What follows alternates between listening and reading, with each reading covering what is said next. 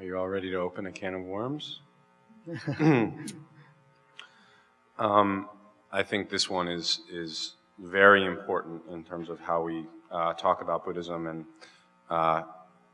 Rinpoche, you wrote an article for Huffington Post and are a very forceful advocate of not viewing Buddhism as a religion, which is interesting because this is a conversation I've had with a lot of different people, and I agree with you. I also had the opportunity last year to talk to my teacher, Sakyong Mipham Rinpoche, and he was pretty adamant that calling Buddhism an atheist tradition was also wrong. So, is this a religion? We sort of buy that it just goes along, it's different from, or it's a non-theistic religion, or which I don't really know what that means. It sounds like an oxymoron right off the bat, but are we practicing a religion? Isn't the root of religion yoke? Something that disciplines, like keeps two yaks together, or two horses together. It's something that holds. But it's become in our day a bad word, religion. And yet the aspects of religion that include ritual and devotion are very key aspects of the human experience. So I wouldn't hate to throw the baby out with the bathwater.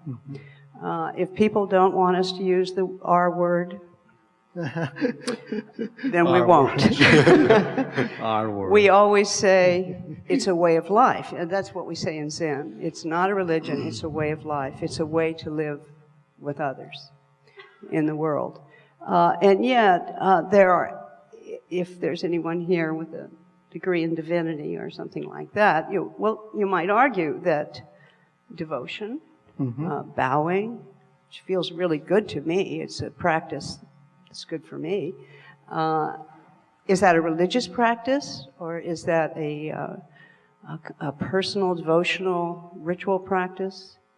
Or when someone dies, and you gather people together, and you find a way to join words, you chant together, or you sit together. These are all ritual forms. And in the old world, we would call that religion. But because religion's a bad word, as I say, I call it a way of life. What would be a definition of religion? This is where, for me, the conversation always gets really confusing, because that's the part that's vague. Yeah. That word is very vaguely defined. And it usually comes down to the things everybody already assumes are a religion. Doesn't it have some meaning like reunite? That's what somebody told me, huh? Yoke, right? Reunite? Yeah, yes. reunite. To yoke together. To yoke together, yeah. Proto-Indo-European word. I take the fifth. It's an interesting place of experience, working as a chaplain and coming into contact with people who, I would say 9 out of 10 times, don't have much understanding of Buddhism. This is my experience. There's a common misconception about Buddhism, and as a result, in my professional practice, I have just dissolved any sense of what I am, whether I'm Buddhist or any other thing, and meet that other person where they are in their belief system. And I find that the Dharma equips me to do that very well. It would be very hard if I were holding on to a construct to try and make a conciliatory meeting there. So as a practice, it allows me to accommodate a great variety of other views.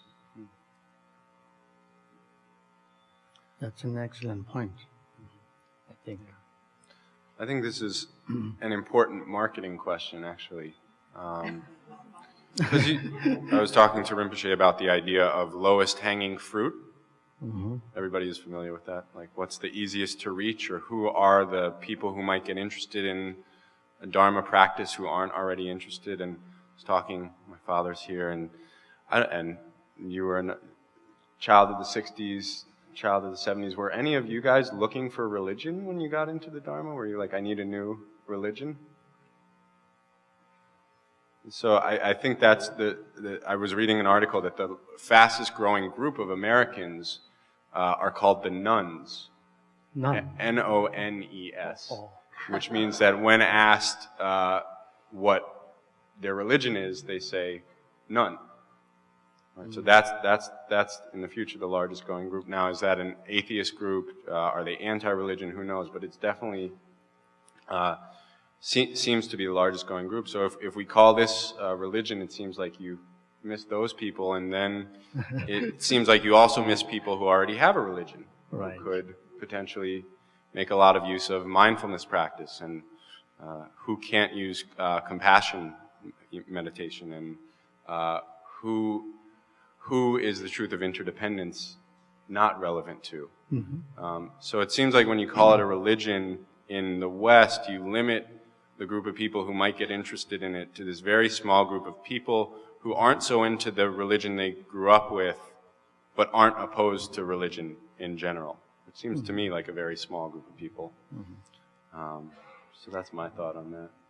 Well, you know, frankly, I'd be happy if the Dharma was completely assimilated into this culture to such an extent that you didn't have the word Buddhism, that you had children that learned to focus their attention in early childhood education, that would learn to regulate their emotions, would learn to look at their mind at the age of 3 and 4. They would be trained in that way. The prisoners would be trained in that way, and I don't care what it's called.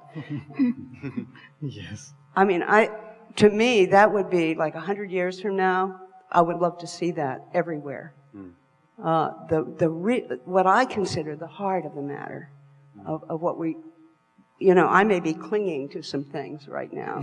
You can't let go to everything all the time, but it would be fine with me if the word Buddhism, the word Zen dropped away, but the practice was there. Yeah, I think challenges for me is actually when you try to fit Buddhism, you know, or our practices and study into any category, let's say, not just religion, but science, psychology, religion.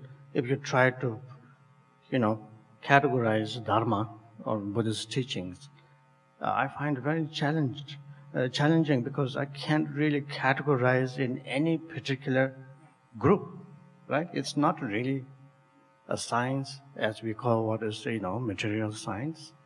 It's not really a religion. It's not really just a philosophy. It's not really like, you know, psychology. So that's why I think none is excellent. So this is the nonists?